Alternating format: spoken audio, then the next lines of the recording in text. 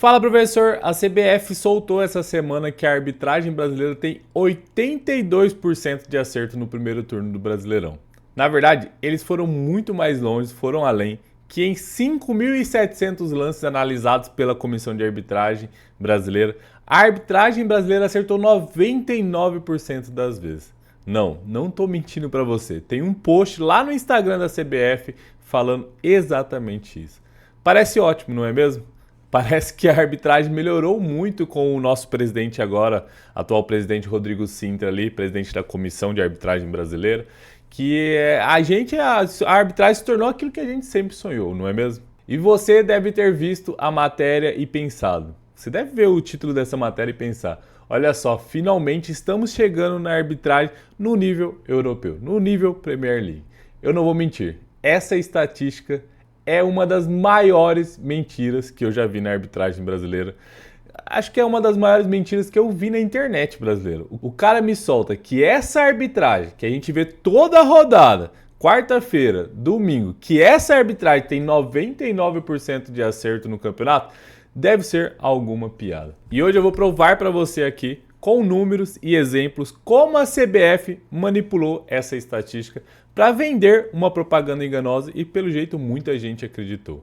Eu sou Paulo Caravina, árbitro há 11 anos, criador da hashtag SouDoApito, e nesse vídeo eu vou abrir para vocês os 5 truques sujos usados pela CBF para transformar uma arbitragem horrorosa em falsa propaganda de excelência. O primeiro ponto é a manipulação da amostra. É o primeiro truque sujo que a CBF ali pegou 65 lances polêmicos em 15 rodadas e estão divulgando para o público como se fosse um primeiro turno inteiro. O que não foi. Um turno tem 19 rodadas. Ou seja, só aí já temos 20% a menos de análise de um turno inteiro. Já é a primeira mentira. Só que aí piora. Eles alegam que por jogo tem 30 decisões difíceis tomadas pela arbitragem. Só que em momento nenhum eles explicam para o público, ou explicam ali durante a nota deles, o que seria uma decisão difícil da arbitragem. Se uma decisão difícil é um cartão amarelo, se uma decisão difícil é um lateral ou um escanteio,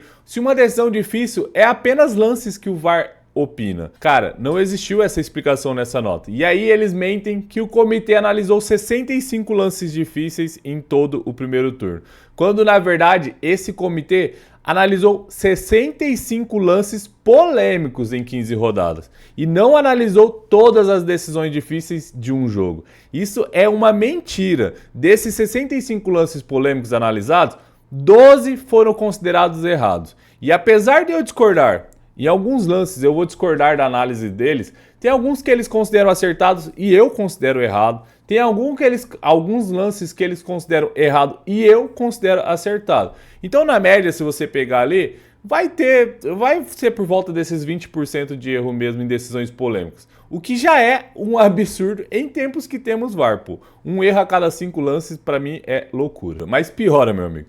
Eles pegam esses 12 erros e jogam em um número de 5.700 decisões. E de onde eles tiram essas 5.700 decisões? Das 30 decisões difíceis que eles dizem que tem por jogo. Se são 10 rodadas, eles disseram, né? Vamos imaginar que eles estão falando a verdade. Se são 10 jogos por rodada, 19 rodadas dá 190 jogos. 190 jogos com 30 decisão difícil por 190, faz 190 vezes 30, dá essas 5.700 decisões. Só que você deve lembrar que eu falei aqui que não houve análise das 19 rodadas. E eles falam isso na nota deles. Lembra que eu falei que eram só 15? Ou seja, a CBF mentiu descaradamente nisso. É um absurdo completo. Eu dou risada, mas é triste. O correto era 15 rodadas. 150 jogos, 150 vezes a 30 decisões difíceis, dá 4.500. Só aí já temos uma diferença de 1.200 decisões. Cara, é muita diferença. Olha o absurdo que eles pegam. Mas tá, esse número de 4.500 é pouco importante para nós. Mas enfim, e aí veio o pulo do gato. A CBF nos apresenta que nesses 5.700 decisões que deveriam ser dito 4.500, a arbitragem só errou 12 vezes. Cara, na verdade, os 12 erros são em cima das 65 análises feitas. Ou seja, eles pegam uma pequena amostra de 65 lances e usam o número cheio de 5.700, que deveria ser 4.500, para diminuir o percentual de erros. O certo era pegar os 12 erros de 65 e falar, ó, cara, erramos em média 18% das decisões difíceis. Então, em 4.500 decisões difíceis, que é uma média de 30 jogos, teríamos esses 20%, 18% de erros, que dá por volta ali de 800 erros. Você tem ideia que a CBF mentiu para todos nós, para todo o público do futebol, para os jogadores, para as equipes também? E não, amigo, não pense que isso é porque eles não são burros ou coisa do tipo. Não são, isso é má fé, eles usam os números para manipular o pensamento das pessoas, isso é desde sempre. Só que hoje, em tempo de internet, é muito difícil ter alguém que não raciocine e não vai falar isso. E valoriza o meu raciocínio aí, pô. Já curte esse vídeo que vai fazer chegar mais pessoas. Se inscreva no canal, que aqui eu falo a verdade pra vocês, sem migué, sem mentira.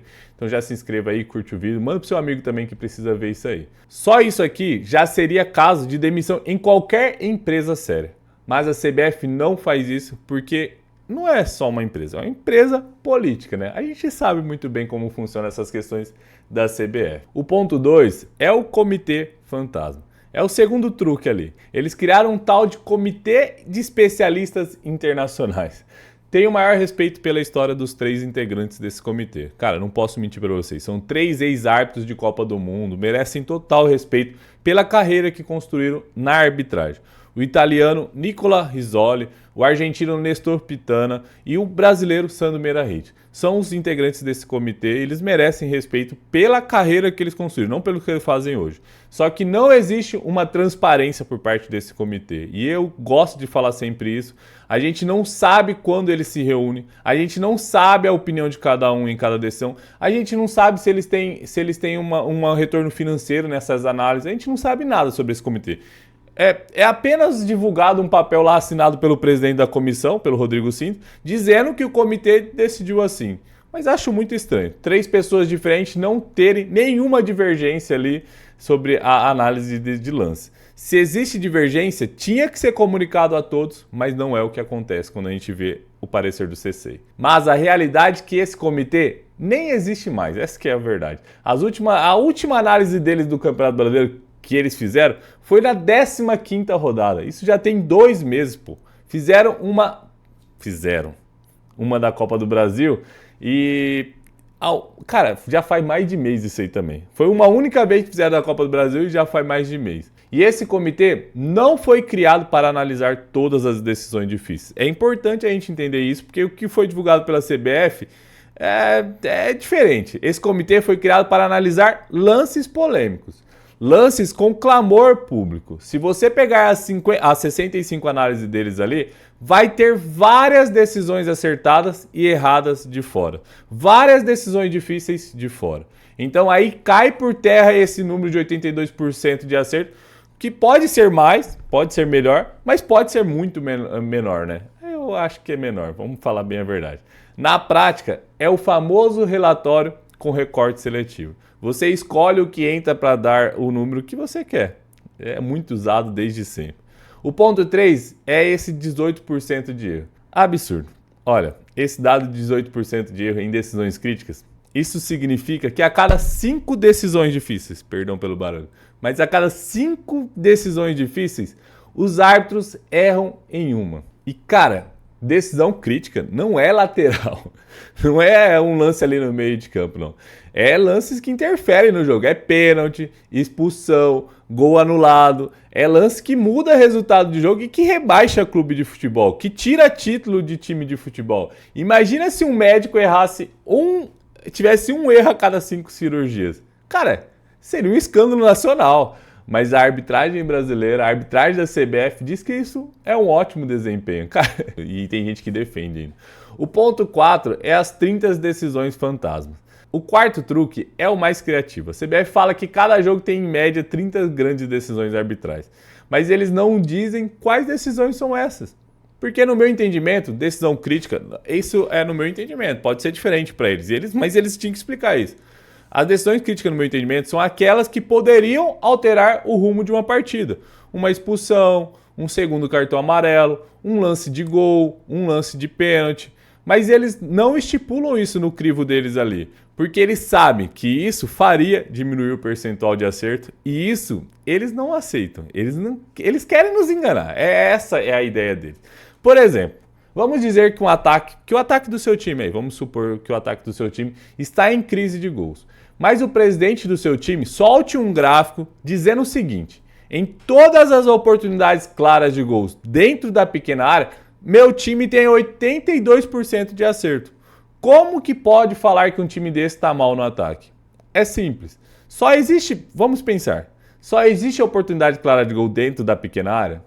Lógico que não. Tem a oportunidade clara de gol até fora da área, até distante do gol. Mas aí o presidente desse time pega um lugar que tem menos erros, ali dentro da pequena área vai ter menos erros, que é uma oportunidade clara de gol dentro da pequena área, e usa esse argumento para se vangloriar. Entende o tanto que isso é absurdo? Vamos fazer em números. Vamos dizer que esse time tem 5 chances claras de gol por jogo. É um número alto, mas eu quero que vocês entendam. 5 chances claras de gols por jogo. Na maioria das vezes, dentro da pequena área vai ter uma ou até nenhuma durante o jogo. Mas vamos colocar que tem uma. Como que usa isso de argumento, pô? Você entende que isso é absurdo? Se meu time tem 5 chances claras de gols por jogo em 10 jogos, isso daria 50 chances. De dentro da pequena área, isso daria apenas 10 chances claras. Ou seja, meu time fez 8 gols de dentro da pequena área, mas fez apenas 10 gols de fora da área. Essa estatística usada de 82% da pequena área cairia para 35% de aproveitamento das chances claras de gols. Você percebeu? Viu como se manipula os números? E a federação do maior do nosso país aí, que é a CBF, está fazendo isso com os clubes que aceitam, porque para eles parece ser bom, né? O que é uma vergonha. É estatística sem critério, usada só para enganar quem lê manchete. O ponto 5 é a promessa quebrada do Rodrigo Sintra. E isso me decepciona muito. O Rodrigo Sintra, quando assumiu a comissão de arbitragem, prometeu não só para mim, para todos nós, que nós teríamos a melhor arbitragem do mundo. Tudo bem, faz pouco tempo, mas não vejo caminhando para esse caminho. Ele prometeu uma arbitragem padrão Premier League. O que ele entregou? Um campeonato cheio de polêmicas, critérios diferentes em cada jogo, um VAR, que eu chamo de Sintra Bassols, que trabalha com sensação e não com erros claros e óbvios, e maquiagem nas estatísticas. Essa me ofendeu bastante, porque ofende o intelecto da gente e eu não aceito isso. Na várzea, pelo menos na várzea, ninguém mente com número pra gente. Você sabe que é no peito e na raça. No profissional, além de errar, ainda querem fazer o torcedor acreditar que tá tudo bem. Querem fazer o torcedor de trouxa. Cara, eu não aceito. A nova realidade, então, agora, você sabe, 82% de acerto da CBF é mentira estatística. Na prática, temos 18% de erros em decisões polêmicas e não em lances difíceis. E isso é um fracasso total. A gente não pode maquiar isso. Na verdade, não há maquiagem que mude, porque a gente vê isso toda rodada. Se você quer entender de verdade como funciona a arbitragem sem clubismo e sem propaganda, se inscreve aqui no canal e ativa o sininho de notificação para sempre estar recebendo os vídeos quando eu postar. Aqui eu trago análise sem filtro da várzea e do profissional. E já anota aí, nos próximos 10 dias eu vou fazer uma live por dia, às 16 horas do horário de Brasília, falando sobre as dificuldades da arbitragem na várzea. E de como começar e de como melhorar sua arbitragem na várzea também. E lembre-se, jamais desconhecer a regra.